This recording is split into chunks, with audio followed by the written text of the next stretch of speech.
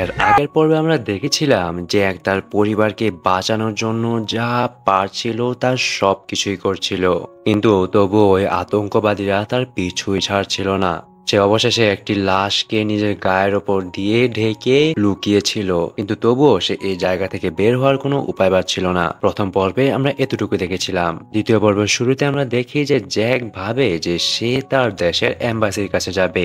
এর মানে হচ্ছে ফিলিপিনে থাকা যে আমেরিকান এম্বাসি ওইখানে যাবে। এম্বাসি কি যদি আমরা বুঝাই, তাহলে এম্বাসি মানে হচ্ছে দূতাবাস। আর সব দেশেই বিশ্বের অন্য দেশের একটা দূতাবাস থাকে, আর সেখানে ওই দেশের সরকারের কিছু লোক কাজ করে তাদের দেশের মানুষকে সাহায্য করার জন্য। যেমন বাংলাদেশে ভারতের দূতাবাস আছে, আবার আমেরিকার দূতাবাস আছে কানাডার কাছে, তেমনি ভারতও বাংলাদেশ দূতাবাস আছে, আমেরিকা, কানাডা, এমন সব দেশের দূতাবাস আছে। তাই জ্যাক সিদ্ধান্ত নেয় যে করে হোক আমেরিকার দূতাবাসে যেতেই হবে। তারা এই বিল্ডিং এ পড়ে থাকা জিনিস যা দরকারি মনে হয় সবকিছু খোঁজে নিতে থাকে। বলা তো যায় না বিপদের সময় কোনটা কাজে দেয়। জ্যাকের ওয়াইফ এনি তখন এই শহরের একটি ম্যাপ খুঁজে পায়, আর সেটার মধ্য থেকে আমেরিকান এম্বাসির লোকেশন খুঁজে পাওয়া যায়। খোঁজাখুঁজির সময় জ্যাক বিল্ডিং এর নিচে যা দেখে তাতে ভয় আর কলিজার পানি শুকিয়ে যায়। দেখা যায় যে ওই আতঙ্কবাদীরা কয়েকটা লোককে ধরে বেঁধে রাস্তায় বসিয়ে রাখে এবং একটা বিশাল গাড়ি অনেক স্পিডে তাদের উপর তুলে দিয়ে তাদেরকে মেরে ফেলে। জ্যাক যখন বিল্ডিং থেকে বের হবে তখন সেখানে হঠাৎ করে একটা লোক চলে আসে আর জ্যাক তাকে মেরে ফেলে। ওই লোকের থেকে ড্রেস নিয়ে মুখ বেঁধে তাদের মতো সাজার অভিনয় করে এবং এই বিল্ডিং থেকে বের হয়ে একটা পুরাতন বাইক করে চারজন এম্বাসির উদ্দেশ্যে যেতে থাকে। তারা চারজনের মুখ বেঁধে রাখা হয়েছিল, যেন মনে হয় ওরা স্থানীয় লোক। যাওয়ার সময় রাস্তায় তাদের সামনে পুরো এক দল আতঙ্কবাদী এসে পড়ে। সবাই অস্ত্র নিয়ে মিছিল করে সামনে যাচ্ছিল, আর জ্যাক তাদের মাঝে আটকে যায়। তাদের পিছে ফিরে যাওয়ার সুযোগ ছিল না, কারণ সন্দেহ করতে পারে। তখন তাদেরকে একটা লোক দেখে বুঝে ফেলে যে তারা আমেরিকান। জ্যাক অনেক কষ্টে লুকিয়ে ম্যাপ দেখে দেখে আমেরিকান দূতাবাসের কাছে পৌঁছায়, কিন্তু দূতাবাসের আশেপাশের অবস্থা দেখে তাদের একটু সন্দেহ লাগছিল।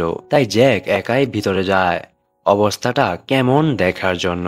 ভিতরে ঢুকে দেখে সবকিছুই ধ্বংস হয়ে গেছে।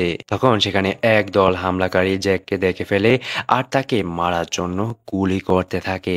জ্যাক সেখান থেকে তার ফ্যামিলিকে নিয়ে দৌড়ে পালিয়ে একটি বৃদ্ধ লোকের বাসায় যেয়ে লুকায়। বৃদ্ধ লোকটা তাদেরকে প্রথমে জায়গা দিতে চায় না, তবুও ছোট বাচ্চাদের দেখে লোকটার মায়া হয়, তাই লুকাতে দেয়। তখন ওই হামলাকারীরা সেখানে চলে আসে আর বৃদ্ধ লোকটাকে মারতে থাকে। ইনি তখন বুঝতে পারে যে তারা যদি ধরা না দেয় তাহলে ওই লোকগুলো বৃদ্ধটাকে মেরে ফেলবে। তখন এনি বের হয়ে সারেন্ডার করে। হামলাকারী লোকগুলো তখন এনিকে ধরে মারধর শুরু করলে জ্যাক বের হয়ে আসে, একজনকে মেরে তার থেকে বন্দুকটা নিয়ে বাগিদের মারতে যেয়ে দেখে বন্দুকে কোনো বুলেটই নেই। তখন বাকি লোকগুলো জ্যাককে ধরে পিটাতে শুরু করে আর এনিকে ধরে তার জামাটা ছিঁড়ে ফেলে। তারা মারার আগেই এনিকে ধর্ষণ করতে যাচ্ছিল। বন্ধুরা, ভিডিওটা ভালো লাগলে চ্যানেলটা সাবস্ক্রাইব করে দিও। তোমাদের ভালোবাসা আমাকে অনেক অনুপ্রেরণা দেয়। তখন সেখানে হ্যামন্ড আর তার একটা পার্টনার এসে ওই আতঙ্কবাদীদের মেরে ফেলে, কিন্তু তাদের লিডার পালিয়ে যায়। হ্যামন্ড তখন জ্যাকের ফ্যামিলিকে লুকিয়ে একটা নিরাপদ স্থানীয় বিল্ডিং এর ছাদে নিয়ে যায়, যেখানে জ্যাক আর তার পরিবারকে মুরগি নাম দিয়ে একটা কুকুর ভুনা খেতে দেয়। তবে জ্যাক এটা পরে বুঝতে পারে।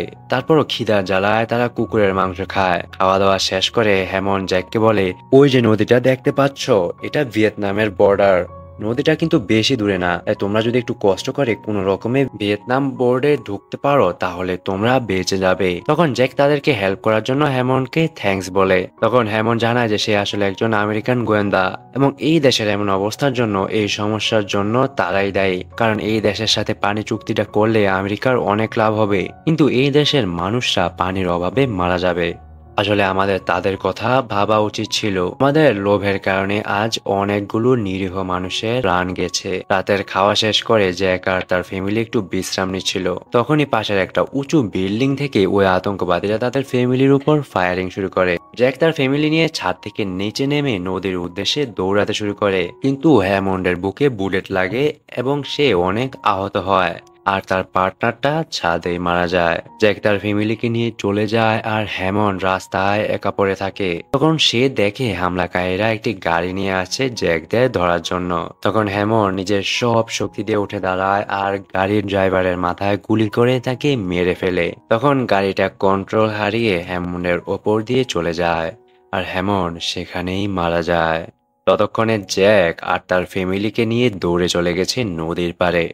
সেখানে যে একটা নৌকা চালককে দেখতে পায়, তখন ওই লোকটাকে জ্যাক তার নিজের হাতের একটা দামি ঘড়ি দেয় এবং নিজের পায়ের জুতাগুলোর বিনিময়ে একটা ছোট্ট নৌকা কিনে নেয়। তবে দুর্ভাগ্যবশত ওই হামলাকারীরা তখন নদীর পাড়ে চলে আসে আর জ্যাককে খুঁজে বের করে ফেলে। তারা জ্যাককে ধরে অনেক মারতে থাকে। এটা দেখে জ্যাকের বড় মেয়ে লুসি কান্না করতে করতে বের হয়ে আসে। তখন ওই লোকগুলো লুসির হাতে একটা বন্দুক দিয়ে বলে, তোমার বাবাকে গুলি করে মারো, তাইলে আমি তোমাকে মেরে ফেলবো। তখন এনি বের হয়ে আসে, একটা লোহা দিয়ে ওই সর্দারটাকে মেরে ফেলে আর জ্যাক একটা বন্দুক নিয়ে বাকিদের মেরে শেষ করে দেয়। এরপর তারা আহত অবস্থায় নৌকা চালাতে শুরু করে। তবে সমস্যা হচ্ছে পাশের দেশে যুদ্ধ চলছে, এজন্য বর্ডারে ভিয়েতনামের আর্মি জ্যাকদের আটকে দেয়। তারা জ্যাকদের ফিরে যেতে বলে, নাইলে গুলি করে দেবে। ওইদিকে আবার ওই হামলাকারীর কিছু লোক নদীর পাড়ে চলে এসেছে। তাই জ্যাক তার দুই হাত উঁচু করে ভিয়েতনাম আর্মির কাছে সাহায্য চায়। ততক্ষণে জ্যাকের নৌকাটা ভিয়েতনাম বর্ডারে ঢুকে গেছে। তখন নতুন হামলাকারীদের ভিয়েতনাম আর্মি বলে, খবরদার, ওরা এখন ভিয়েতনাম বর্ডারে আছে, তাই তোমাদের কাছে পারমিশন নেই আমাদের বর্ডারে গুলি চালানোর। আর যদি তোমরা এই কাজ করো তাহলে আমরা এটাকে যুদ্ধের উস্কানি বলে মনে করব। এই কাজের ভবিষ্যৎ কিন্তু ভালো হবে না। এই কথা শুনে হামলাকারীরা পিছনে ফিরে যায় আর ভিয়েতনাম আর্মি জ্যাক ও তার ফ্যামিলিকে উদ্ধার করে হসপিটালে ভর্তি করে। মুভির লাস্টে দেখা যায় হসপিটালের বেডে জ্যাক তার ওয়াইফ এবং তার দুইজন বাচ্চাকে নিয়ে শুয়ে আছে। তারা সবাই সুস্থ এবং একে অপরের সাথে গল্প করছে। তাদের মধ্যে একটা শান্তি হাসি দেখা যাচ্ছে। আর এদিকে এই মুভিটা সমাপ্তি হয়। তবে মুভি শেষ হয়ে গেল, আমরা আরো একবার বুঝলাম যে মা বাবারা তার সন্তানের জন্য সবকিছু করতে পারে। সন্তানের বিপদ হলে মা বাবারা তাদের জীবনের বিনিময়ে সন্তানদের রক্ষা করতে পারে। তাই আমরা সবাই চেষ্টা করব নিজের বাবা মাকে ভালোবেসে তাদের সবসময় ভালো রাখা। কারণ বাবা মা আমাদের জীবনের একমাত্র অমূল্য সম্পদ। বাবা মা আছে বলেই আমরা আজও বেঁচে আছি। তো সবাই ভালো থাকবেন, নিজের বাবা মাকে ভালো রাখবেন। আর যদি ভিডিওটা ভালো লেগে থাকে তাহলে আমার চ্যানেলটা সাবস্ক্রাইব করে দিবেন। আসসালামু আলাইকুম, ধন্যবাদ, নমস্কার।